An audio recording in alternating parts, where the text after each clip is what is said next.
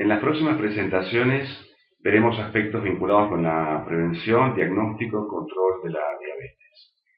Sigue teniendo vigencia la definición propuesta por la Organización Mundial de la Salud, que tendría unos 5 componentes.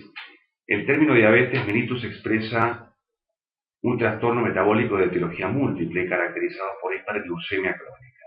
Esto es debido a alteraciones en el metabolismo de los hidratos de carbono, grasas y proteínas a consecuencias de defectos ya sea en la secreción de insulina, en la acción de esta hormona o de ambos trastornos conjuntos.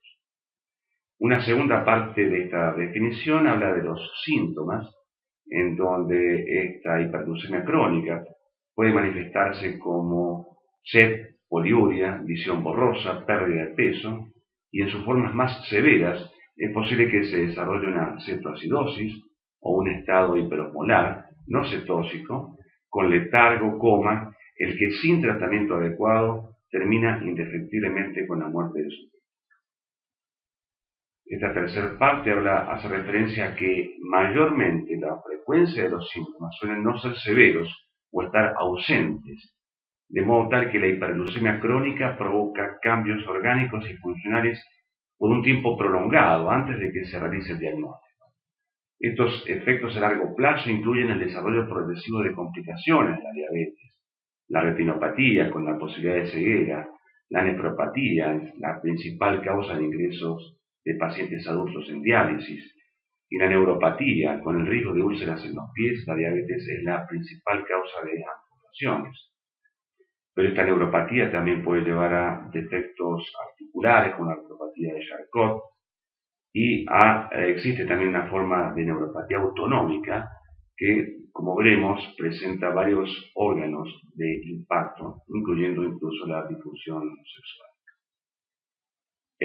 Otro componente, un tercer, cuarto y quinto componente de esta definición sería que a veces la diabetes puede adoptar una forma intermitente, o sea, de aparecer y con el tiempo puede no volver a estar por un tiempo variable. Este es el caso de la diabetes gestacional, en donde la diabetes, que es una verdadera diabetes de tipo 2, aparece durante el momento de la gestación y puede remitir luego del parto. Y por último, que las personas con diabetes, aspecto muy importante, tienen mayor riesgo de padecer enfermedades vasculares. Esto representa el 80% de las causas de muerte en diabéticos, y esto afecta al territorio cardíaco, de las extremidades inferiores y cerebrales. Veremos 4 aspectos: el de la clasificación y diagnóstico, veremos cómo se hace la detección de diabetes, la detección y diagnóstico de la diabetes mellitus gestacional, y algunos puntos respecto a la prevención y retraso de la diabetes. Cuanto a la clasificación, existen 4 grandes grupos: la diabetes tipo 1, que es el resultado de la destrucción celular que lleva hacia una deficiencia absoluta de insulina. Esto puede ser por causas de tipo inmunológica la mayor parte de las veces, y en otras veces no se detecta cuál es la causa de esta destrucción celular. La diabetes tipo 2, en donde es el resultado de un progresivo defecto secretorio y con una base previa de insulinoresistencia. En el tercer grupo, donde existen un importante número de situaciones, entran los defectos genéticos en la función de la célula beta, como los llamados MODY, defectos en la función de la insulina, enfermedades propias del páncreas, como una pancreatitis crónica, ciertas drogas usadas, por ejemplo, para el VIH, o los corticoides, o en pacientes trasplantados también pueden aparecer hiperglucemia, y eso es una diabetes llamada de otros tipos específicos o secundaria a este tipo de enfermedades. Y por último, la diabetes gestacional, que es aquella que se diagnostica durante el curso del actual embarazo y que claramente no tiene un arrastre previo al embarazo, esta hiperglucemia. Los criterios diagnósticos de diabetes en el adulto, en el niño también, pero fuera del embarazo, es aquella persona que presenta síntomas de diabetes clásicos, la poliuria, la polidipsia, la pérdida de peso, y una glucemia en cualquier momento del día mayor de 200 miligramos por ciento. Esto no requiere otra determinación y con esto solo hacemos el diagnóstico. Pero puede suceder en un hallazgo de rutina, una glucemia por encima de 126 con un ayuno de más de 8 horas y que esto debemos repetirlo en una segunda oportunidad.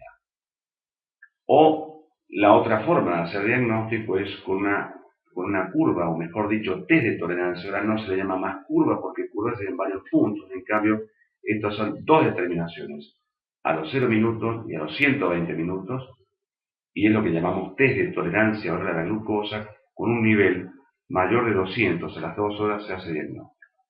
Y también hago referencia en otro color un criterio adoptado por la Asociación Americana de Diabetes con un valor de hemoglobina glucosilada mayor de 6,5%. En nuestro medio todavía no hemos adoptado esto por la falta de estandarización de los métodos de diagnóstico de laboratorio, y este criterio todavía no ha sido adoptado, pero probablemente con el tiempo lo incluyamos. A modo de gráfico, una glucemia normal, según la Asociación Americana, sería menor de 100, la Sociedad Argentina de Diabetes ha puesto como punto de corte 110, más de 126 es diabetes, y la situación intermedia le llamamos glucosa o glucemia en ayunas alteradas. Si hacemos un test de tolerancia oral a la glucosa, la respuesta normal es tener menos de 140 miligramos por decilitro a las 2 horas. El diagnóstico de diabetes se establece con una glucemia por encima de 200, y la situación intermedia es lo que llamamos intolerancia a la glucosa. También acá la hemoglobina glucosilada para la Asociación Americana de Diabetes por encima de 6,5, como les dije, hace el diagnóstico de diabetes. El valor intermedio de prediabetes es el de 5,7% hasta 6,5%, y por debajo de 5,7% de glicosilada sería el valor normal. Viéndolo en este otro tipo de gráfico, podemos ver que un sujeto tiene una tolerancia normal y una glucemia en ayunas normal cuando tiene menos de 140 a las 2 horas de una sobrecarga con 75 gramos y menos de 100 o 110 en la glucemia en ayunas. En cambio, un sujeto con intolerancia a la glucosa es aquel que tiene entre 140 y 200 tras 75 gramos, y esta persona puede tener una glucemia en ayunas por debajo de 110. Sin embargo, puede tener intolerancia. También puede ser la situación de que un paciente tenga 115 en ayunas y que con la sobrecarga de glucosa no supere el 140, entonces tiene una glucemia en ayunas alterada aislada. O la situación, poniéndole números, de un sujeto que tenga en ayunas 120, no llega a 126, y que tras la sobrecarga tenga un valor de 160, entonces tiene los dos trastornos. ¿Qué importancia tienen estas tres disglucemias? Le llamamos prediabetes. Cuando los dos trastornos están juntos, el pasaje a diabetes se produce aproximadamente en un 10% por año. Aquellos que tienen los trastornos aislados, ya sea intolerancia o glucemia en ayunas alteradas, hacen un pasaje a diabetes de aproximadamente el 3 a 5% por año. En cambio, fíjense, el sujeto normotolerante y normoglucémico, 3 de cada 1000, estadísticamente se considera con la posibilidad de pasar a diabetes en el próximo año. Los criterios de screening, ¿a quién le deberíamos hacer una glucemia en búsqueda del diagnóstico de diabetes? En cualquier adulto que tenga un índice de masa corporal mayor de 25 y que tenga uno o más de estos criterios que siguen: ser sedentario o tener un familiar de primer grado con diabetes, haber tenido un hijo mayor de 4 kilos o el antecedente de diabetes gestacional, ser hipertenso, tener lípidos con HDL por debajo de 35 o triglicéridos por encima de 250, padecer una mujer síndrome de ovario poliquístico, encontrar en el examen físico algunas características como la acantosis nigricans o lo que llamamos acrocordomas, o tener glucemia en ayunas alterada, o intolerancia a la glucosa, o glicosilada por encima del 5,7, lo que decíamos, un estadio de prediabetes, o tener una historia previa de enfermedad vascular. En todos ellos sin lugar a dudas que hay que hacer una glucemia en ayunas o en todo caso en los sujetos con glucemia en ayunas alterada, un test de tolerancia oral a la glucosa también. En ausencia de lo anterior, una glucemia se debería pedir a todo sujeto mayor de 45 años. Si el resultado en estas personas mayores de 45 años es normal, se debe repetir cada 3 años. En el caso de la diabetes gestacional, ese cuarto grupo que marcamos, decimos que una glucemia en ayunas se hace a toda mujer gestante en el momento inicial del embarazo. Si la glucemia es mayor de 100 miligramos por decilitro, debemos repetirla. Y si esto se vuelve a repetir por encima de 100, ya hace el diagnóstico de diabetes gestacional. Fíjense que el corte ya no es más 126, sino el de 100. Si al haber repetido tiene menos de 100, hacemos un test de tolerancia oral a la glucosa. Y si la glucemia a las 2 horas es mayor de 140, no de 200, 140, también eso hace el diagnóstico de diabetes gestacional. Si esta primera glucemia del primer, segundo, tercer mes son normales, o tienen menos de 100, por supuesto, la situación es que debemos garantizar a toda mujer embarazada, en la semana 24-28, realizarle un test de tolerancia oral a la glucosa. Si da más de 140, concluimos en que tiene diabetes gestacional. Si es menos de 140, eso es lo normal. Y si hay fuertes sospechas de que la mujer pueda tener diabetes gestacional, se repite este test de tolerancia oral a la glucosa en la semana 31-33.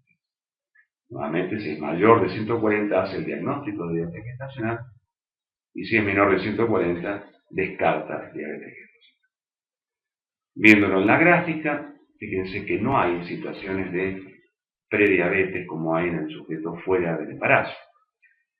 La tolerancia normal es tener menos de 100 en ayunas y menos de 140 tras la sobrecarga oral. Y todo lo que traspasa estos límites le llamamos diabetes gestacional. Viéndolo de otra manera, lo normal, menos de 100, y tras la sobrecarga con 75 gramos, lo que esté por encima de 140 y lo que esté por encima de 100 en ayunas, hace el diagnóstico de diabetes gestacional. También van a encontrar algunas diferencias con otras sociedades científicas muy importantes, como la Asociación Americana de Diabetes, que tras un estudio llamado APO, determinó criterios diferentes. Emplea la misma sobrecarga oral de glucosa, pero acá hace 3 puntos de determinación. A los 0, 60 y 120 minutos, también en la semana 24-28. Debe estar 8 horas en ayunas y el diagnóstico se realiza con cualquiera de los siguientes valores. Un valor en ayunas más bajo, en lugar de 100 es 92. Y a las 2 horas un valor más alto, en lugar de 140 más de 153. Y también incluye un valor intermedio que si es mayor a la hora de 180 miligramos por decilitro, también cualquiera de estos 3 valores superiores a estos valores hace el diagnóstico de diabetes gestacional según la Asociación Americana de Diabetes.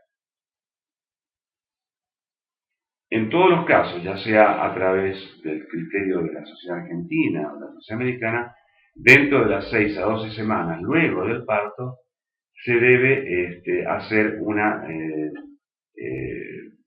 determinación de tolerancia a la glucosa para ver en qué situación esta mujer gestante terminó. Existen posibilidades de prevenir la diabetes, de retrasarla. Esto se ha buscado en estas poblaciones con prediabetes, sobre todo en aquellos que tienen los 2 trastornos, ya que el 10% por año de ellos pasan a diabetes mellitus tipo 2. Insisto, los que tienen una glucemia en ayunas alterada, más de 100 o 110 y menos de 126, y una intolerancia a la glucosa, una glucemia luego de 75 gramos de glucosa oral, entre 140 y 200 miligramos por decilitro. Han habido diferentes ensayos clínicos muy importantes en la década pasada.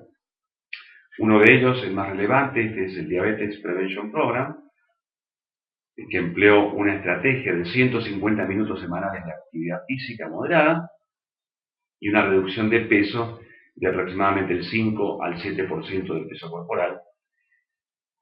Implementando esta estrategia en sujetos con intolerancia a la glucosa y con glucemia en ayunas alterada, hubo una reducción de pasaje a diabetes de casi el 60%. Vale decir que en vez de tener 10 pacientes cada 100 por año que pasaban a diabetes, lo hacían solamente 4, o sea, una reducción del 60% aproximadamente. Con otros fármacos no hubo la misma respuesta. Por ejemplo, también dentro de este mismo estudio se empleó metformina y la metformina redujo el pasaje a diabetes en un 31% en la medida de que sigan con el tratamiento. O sea, ¿era efecto de la droga o no? Porque cuando se le sacó la droga, el pasaje a diabetes se hizo igual aunque no hubieran tomado el medicamento. Con otros medicamentos como sulfonilureas no hubo ninguna respuesta y hubo algo menos con medicamentos como la carbosa y hidroxapatita. Ustedes ven acá en este otro grupo una gran respuesta hubo con las tiazolidindionas, troglitazona, rosiglitazona, pero en la actualidad estas drogas casi no se emplean en la diabetes tipo 2. La troglitazona fue retirada del mercado, al igual que la rosiglitazona, queda una sola tiazolidindona por sus efectos adversos vinculados a la ganancia de peso, la insuficiencia cardíaca y en alguna de ellas, como fue la rosiglitazona, mayor incidencia aparentemente de enfermedad coronaria, de infarto agudo de miocardio, por lo cual este grupo ya no se emplea en diabetes y menos estaría indicado su uso en prediabetes para el retraso de la enfermedad. Esta prevención o retraso de la diabetes debe, como les dije, tener este tipo de propuesta. Un descenso del peso del 7% y una actividad física de 150 minutos semanales de actividad moderada como es caminar a paso ágil. Y el uso de drogas como metformina podría estar considerado en aquellos sujetos con un grado de intolerancia importante, o sea, con un alto riesgo de pasar a diabetes tipo 2 en forma inminente y que no hayan mostrado respuesta a los cambios de estilo de vida. Ese sería el grupo de personas que uno podría emplear metformina, por ejemplo, aún todavía no siendo diabético. Por supuesto que a estos sujetos con intolerancia a la glucosa y glucemia en ayunas alteradas debemos monitorear anualmente el pasaje a diabetes tipo 2 con un test de tolerancia oral.